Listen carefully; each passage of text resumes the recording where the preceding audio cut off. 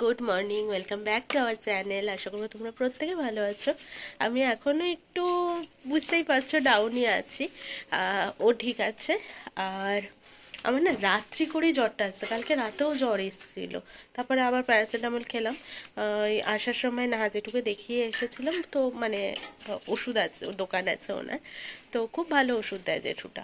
তো ওই নাহাজেঠুর কাছে গেছিলাম কালকে, অ্যান্টিবায়োটিক দিয়েছে আমাকে। আমি একটা ওষুধ এমনিই খাচ্ছিলাম, তারপরে অ্যান্টিবায়োটিক দিল, আর তার সাথে ওটাও খেতে বললো। আর আমি জ্বর আসছিল যখন, তখন প্যারাসিটামল খাচ্ছিলাম, বললো যে না 3 বেলাই খেতে। তো এইসবই হয়েছে, আশা করি ঠিক হয়ে যাবে। শরীরটা ভীষণভাবে দুর্বল হয়ে যাচ্ছে, বুঝতে পারছি, কারণ এত কাশি হচ্ছে না, বুক পিঠ ব্যথা করছে একটা টাইমের পর। তো ঠিক আছে, এটা কোনো ব্যাপার নয়, ঠিক হয়ে যাবে। তবে হ্যাঁ, আর একটা জায়গায় যাওয়া বাকি রয়েছে। আজকে যাব বাপের বাড়ি, কালকে প্রমীর আমার এক জায়গায় যাওয়ার কথা আছে। দেখি, বাবারও কালকে ছুটি আছে, যদি মা বাবাকে নিতে পারি। মামুনিরও যাওয়ার কথা ছিল, কিন্তু মামুনি এখনো বেরোতে চাইছে না আর কি, যেহেতু সবে শরীর খারাপটা থেকে ঠিক হলো মামুনি, তাই জন্যে। তো ওই জন্য মামুনি বেরোতে পারবে না, তো আমরাই যাব। দেখি, মা বাবা গেলে মা বাবাকে নেবো, আদারওয়াইজ আমি আর প্রমীই যাবো। তো শরীরটাকে বলছি যে আরেকটু সাথ দিয়ে দে, আরেকটু সাথ দিয়ে দে।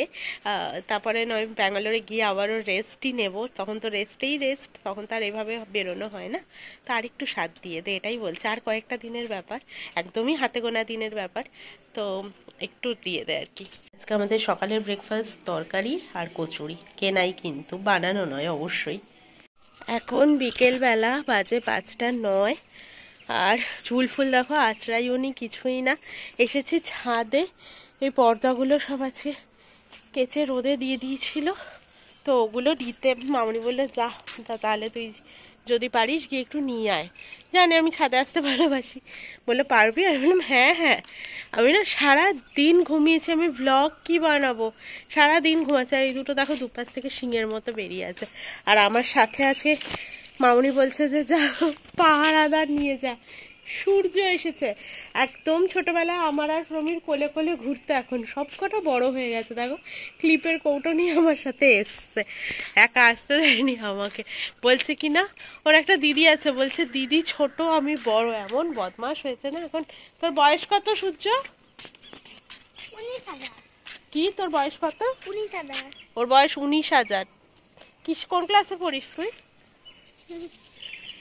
আমি তো এখন অফিস দাঁড়িয়ে গেছি, আমার তো এখন 19,000 বছর অফিস। ও এখন অফিসে যাচ্ছে, পড়াশোনা শেষ। ভুল ভাল কি আর বলবো, বকেই যাচ্ছে তো বকেই যাচ্ছে। তো চলো এবার নিয়ে যাই। আর রোদটা পড়ে গেছে তো ভীষণ ভালো লাগছে, ছাদে ভীষণ ভালো লাগছে। যাবো, তারপরে ও বাড়ি এখন উকি মারে না। তোদের বাড়ি কোনটা দেখ? মামা বাড়ি কোনটা? এখান থেকে দেখা যায় বোধহয় ওর মামা বাড়ি, না বেশ ওদের বাড়ি কি না, ওদের বাড়ি তো ওই দিকে। মামা বাড়ি না রে, দিদুন বাড়ি।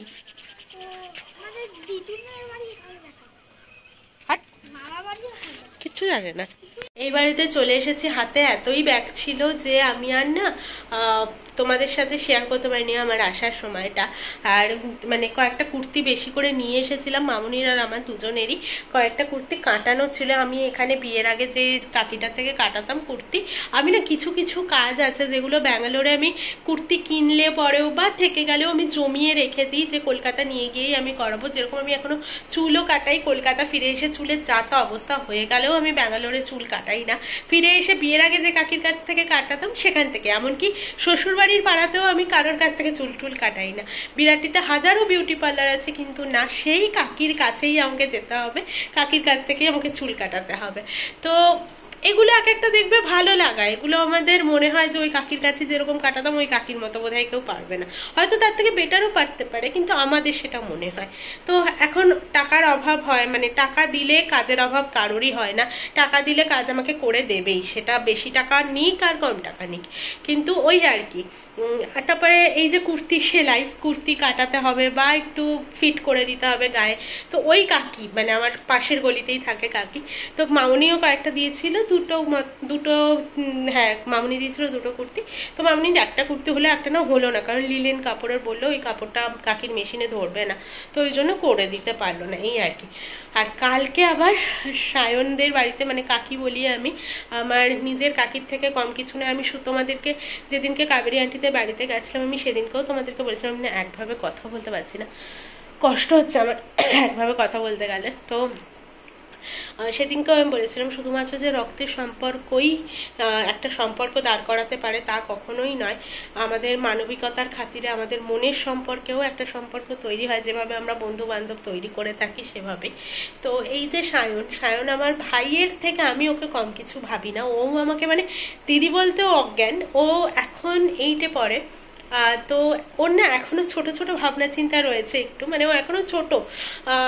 তো সেদিনকে মাকে বারবার জিজ্ঞেস করে মাঝে মধ্যে দিদি কবে আসবে, মামাম দিদি কবে আসবে। আমাদের টিকিট কাটা হলেই ওকে আগে জানাতে লাগে যে সায়ন আমি আসছি। তো একটু ওর ডেটটা ধরো ভুলে গেছে, এবার মায়ের কাছে আসবে, জিজ্ঞেস করবো মামাম দিদি কবে আসবে গো। দিদি এত দেরি করে আসে কেন? দিদিকে আমি চাকরি পেয়ে একটা হেলিকপ্টার কিনে দেবো, এরোপ্লেন কিনে দেবো, দিদি সেটা করে বারবার যাতায়াত করবে। মানে ওর এইটুকু এখনো আইডিয়া হয়নি যে সেটা কেনার সহজ সাধ্য ব্যাপার নয়। তো অবশ্যই বাচ্চা বলেই এতটা ভাবনা চিন্তা, আর বাচ্চার মন বলেই হয়তো কোনো হিংসা বা এই ধরনের জিনিস নেই, এতটা নিষ্পাপ ভালোবাসতে পারে আর কি।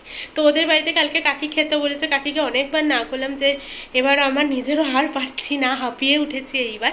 আর গরমের মধ্যে কাকিরও অবশ্যই কষ্ট হবে, এতগুলো মানুষের রান্না বান্না। তো কাকি বলছে না কালকে খেতেই হবে। কাকিকে জড়িয়ে ধরো বললাম, কাকি না থাক থাক পরের বার হবে। কাকি বলছে না আমারও তো ইচ্ছে করে একটু।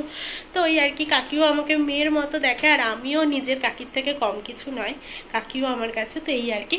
আর সত্যি কথা বলতে এদের ভরসাতেই আমি আরো বেশি দূরে থাকতে পারি, এই আর কি। তো চলো পরে আবারও কথা হচ্ছে। মা আজকে করেছে ডিমের কারি, আর মামুনিও বাড়ি থেকে আবার পাঠিয়ে দিয়েছে মাটন।